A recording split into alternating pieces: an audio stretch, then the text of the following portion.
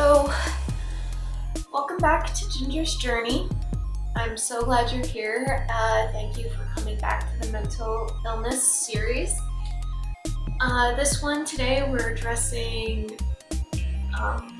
one diagnosis that I've had since I was 22, and it's called post-traumatic stress disorder, which essentially means that I suffered a trauma and that I have symptoms and signs related to that trauma. So it's called civilian PTSD. Because I was never in the military, there is also combative, or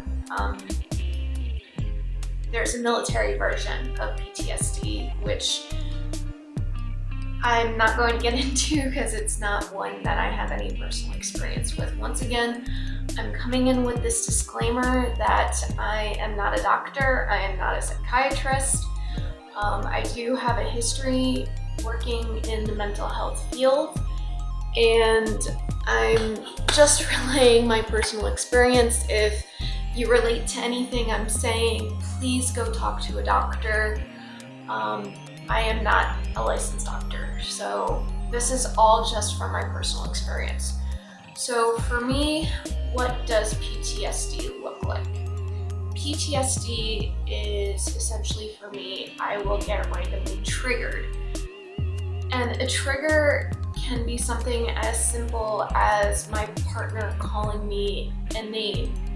Like, not even making fun of me type of name, just calling me a certain diminutive, like baby or sweetheart or sweetie.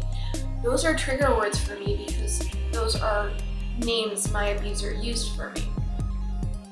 My partners no longer use those terms for me, which I'm very grateful for. Another thing with getting triggered versus getting offended, which I know in our society we've taken it to the nth degree about getting offended versus actual triggering.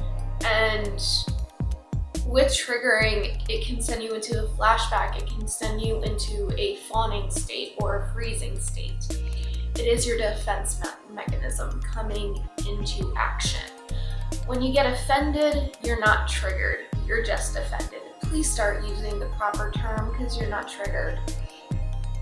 I'm even uncomfortable using the term triggered just because of how severely it's been altered over the years. So, but I am going to use trigger continuously throughout this next segment.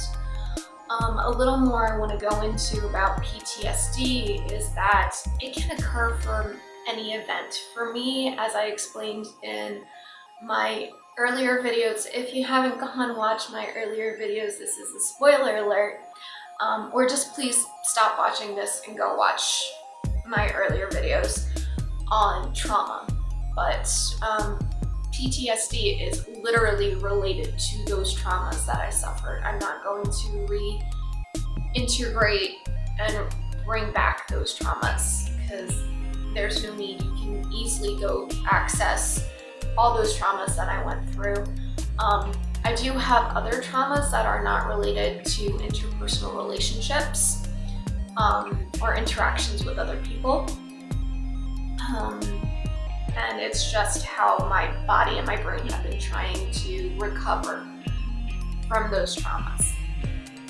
So with that, another thing with PTSD, if you know someone who is suffering from PTSD, do not make them feel guilty when they are having a triggered episode.